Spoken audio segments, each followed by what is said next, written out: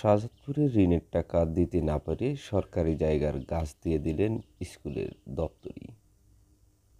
সিরাজগঞ্জের শাহজাদপুরে ঋণের টাকা পরিশোধ করতে না পেরে পাওনাদারকে সরকারি ক্যানেলের 50টি সরকারি গাছ বিক্রি করে টাকা নিতে বলেছেন।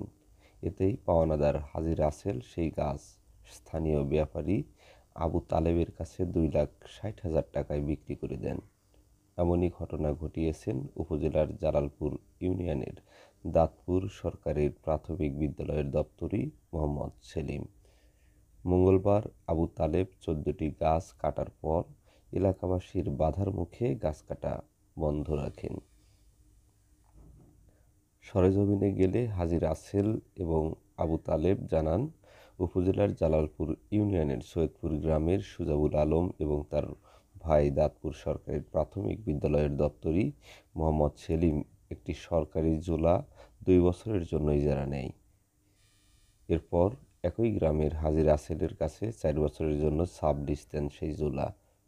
হাজী রাসেল যখন বুঝতে পারেন সেলিমগঞ্জ 2 বছরের ইজারা দিয়ে 4 বছরের সাবলিজ দিয়েছে এবং ঠিকমতো পানি না থাকায় মাছ চাষ করার অনুপযোগী হয়ে গেছে, তখন টাকা ফেরত চান।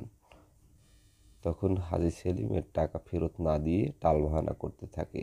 এক পর্যায়ে জলাশয়ের পাড়ে পুরনো 50টি ইউক্যালিপটাস গাছ বিক্রি করে টাকা নিতে বললে হাজী রাসেল স্থানীয় ব্যাপারী আবু তালেবের কাছে 2,60,000 টাকায় বিক্রি করে দেন।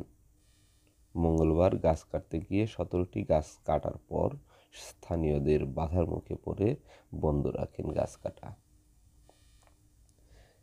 এদিকে গত বছরের 5 আগস্টের পর থেকে অভিযুক্ত সুজাবুল আলম পলাতক থাকায় তার বক্তব্য পাওয়া যায়নি।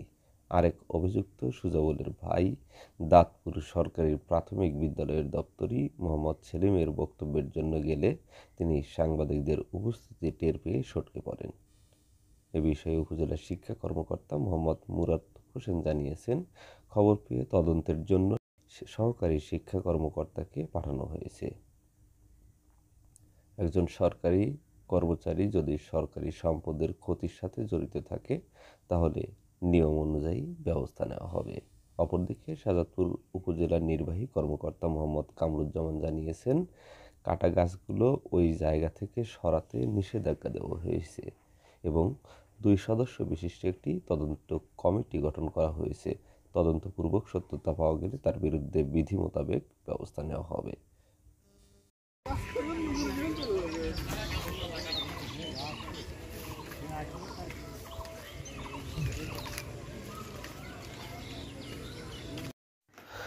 নাগরিক খবর, নিউজ ডেস্ক।